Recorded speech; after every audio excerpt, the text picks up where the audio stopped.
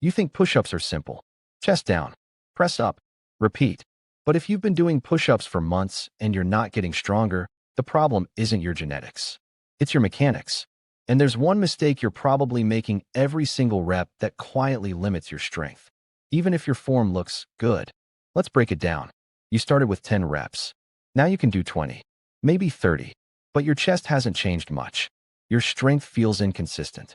Your shoulders sometimes ache, and progress has slowed to a crawl.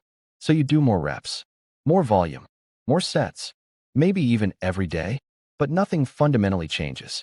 Because you're practicing endurance with poor force production, and your body adapts exactly to what you repeatedly teach it.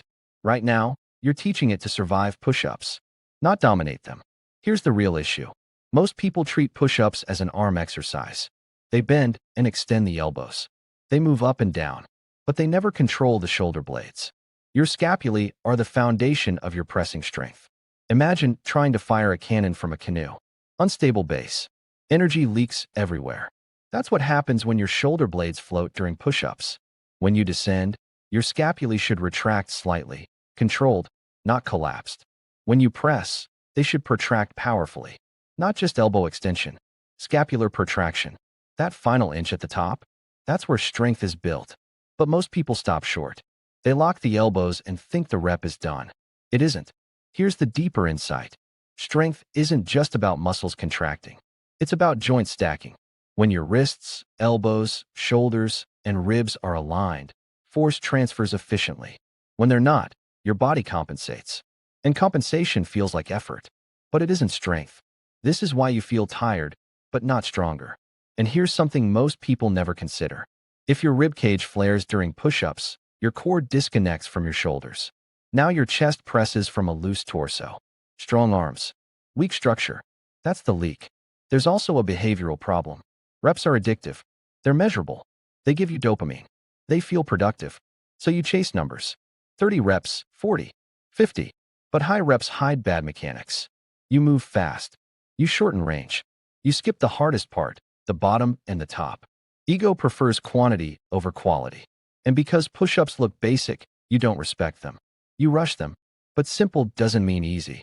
It means unforgiving. Push-ups expose structural weakness. And most people would rather add reps than fix structure. One gives instant gratification. The other builds real strength. Now here's the part you might not expect. You're not weak because push-ups are hard. Push-ups are hard because you're not creating tension correctly. That's controllable. Let's fix it. Step 1. Set the structure. Before you bend your elbows, lock in your torso. Squeeze your glutes. Exhale slightly to bring the ribs down. Brace your abs like someone is about to punch you. Now your shoulders connect to your hips. You are one unit, not segments. Step 2. Control the scapula. On the way down, lower slowly. Let the shoulder blades retract slightly, controlled, not collapsed. At the bottom, pause for 1 second. Chest proud, neck neutral. On the way up, push the floor away. At the top, actively spread your shoulder blades. Reach the floor. That final protraction is not optional.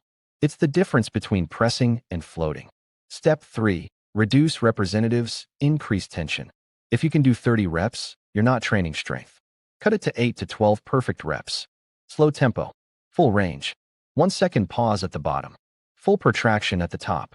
When 12 clean reps feel solid, elevate your feet. Progression creates strength, not repetition.